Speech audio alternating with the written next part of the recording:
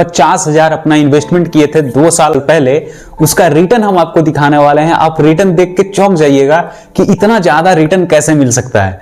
तो आज हम पूरा डिटेल में स्टेप बाय स्टेप देखने वाले हैं। और इस फंड को हम बहुत ही दिनों से रिसर्च कर रहे थे और उसको हम अपना पोर्टफोलियो में ऐड किए 2 साल पहले, और उसका रिटर्न अभी आप देखिएगा तो आपको फील होगा कि बाप रे, इतना ज्यादा रिटर्न दिया है इस फंड ने।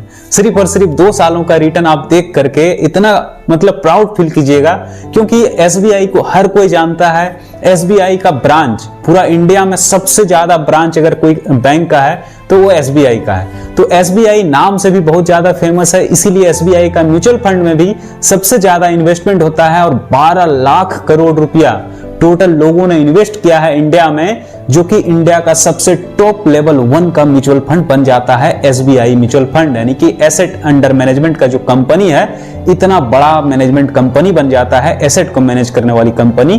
तो वैसे ही फंड में से सबसे बेस्ट फंड के बारे में आज बात करने वाले हैं, जो कि 10 से 12 सालों के आसपास, 13 सालों में इसने 19% का रिटर्न दिया है।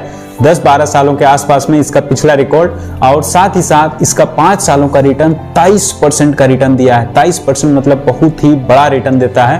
23% का रिटर्न दिया है 5 सालों में, और 3 सालों का इसका रिटर्न जो कि 17% के आसपास इसका रिटर्न है। सिर्फ और सिर्फ 3 सालों का हम बात कर रहे हैं, और 1 सालों में इसने मात्र 2% का रिटर्न दिया है। इसीलिए तो इसका नाम है म्यूचुअल फंड, यानी कि बहुत सारे लोगों का एक जगह पैसा जमा होता है।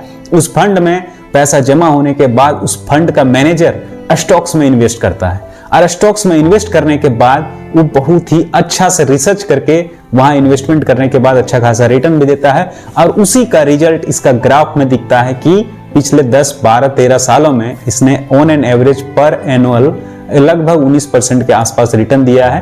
यानी कि कोई साल ज्यादा, कोई साल कम, कोई साल ज्यादा, कोई साल कम, उसके अनुसार से 19% का एनुअलाइज रिटर्न दिया है। और मेरा इन्वेस्टमेंट टोटल 50,000 इसी फंड में हमने किया है, और 50,000 इसमें इन्वेस्टमेंट किया था 2 साल पहले, जो कि यहाँ पर आप देख सकते हो। 2 साल पहले हम 2023 में इन्वेस्ट किए थे, और अभी उसका रिटर्न आप देख सकते हैं 38% का रिटर्न दिया है।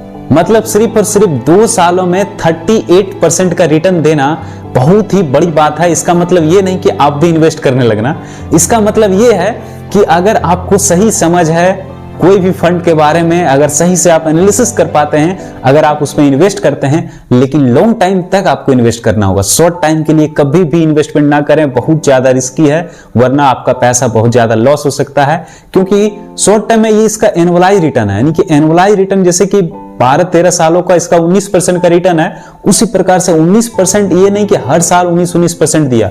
हो सकता है कोई साल माइनस में 19% दिया हो सकता है कोई साल 19 का 36-38% रिटर्न दिया हो एक ही साल में। तो उस तरह से प्लस माइनस होकर के 38% का रिटर्न दिया है। सिर्फ मेरा 2 सालों का रिटर्न है, वो एनुअलाइज रिटर्न मेरा नहीं है 38%, ये मेरा टोटल रिटर्न 38% निकल के आता है।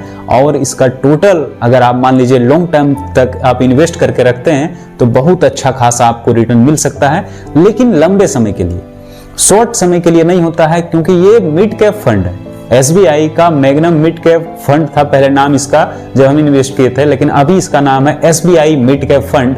आप इसमें इन्वेस्टमेंट करते हैं तो कम से कम 7 साल 10 साल के लिए अगर आप इन्वेस्ट करते हैं तो ही आपको अच्छा खासा रिटर्न मिल सकता है। क्योंकि बहुत ज्यादा मार्केट अप डाउन होते रहती है, और मार्केट अप डाउन होने के कारण से आपका पैसा कभी कभी लॉस हो जाता है, कभी कभी अच्छा प्रॉफिट होता है।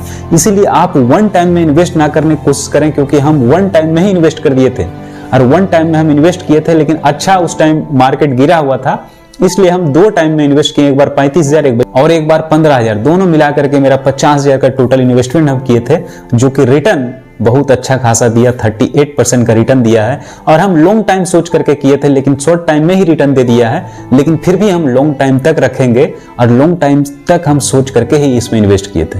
इसलिए अगर आपका प्लान लॉन्ग टाइम तक इन्वेस्टमेंट का है तो आप एसबीआई का मिड कैप में इन्वेस्ट कर सकते हैं 7 साल 10 सालों के लिए, तब बहुत अच्छा रिटर्न दे सकता है। लेकिन अगर आप शॉर्ट टाइम के लिए इन्वेस्ट करते हैं तो आप बिल्कुल भी ऐसे फंड से एकदम दूर रहें, वरना बहुत ज्यादा आपका नुकसान हो सकता है। क्योंकि ये फुल्ली डिपेंड करता है मार्केट के ऊपर में।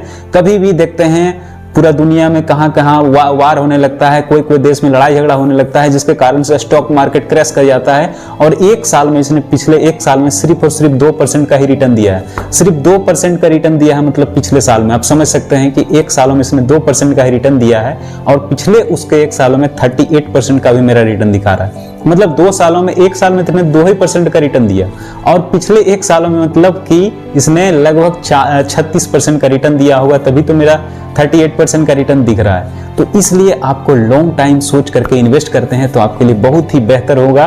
तो बने रहिए, आगे तक हम मिलते हैं, फिर इसी तरह के वीडियो लाएंगे। वीडियो को लाइक और चैनल को सब्सक्राइब करके दूसरे लोगों को जरूर शेयर कीजिएगा। आज के लिए इतना ही, फिर मिलते हैं अगली वीडियो में।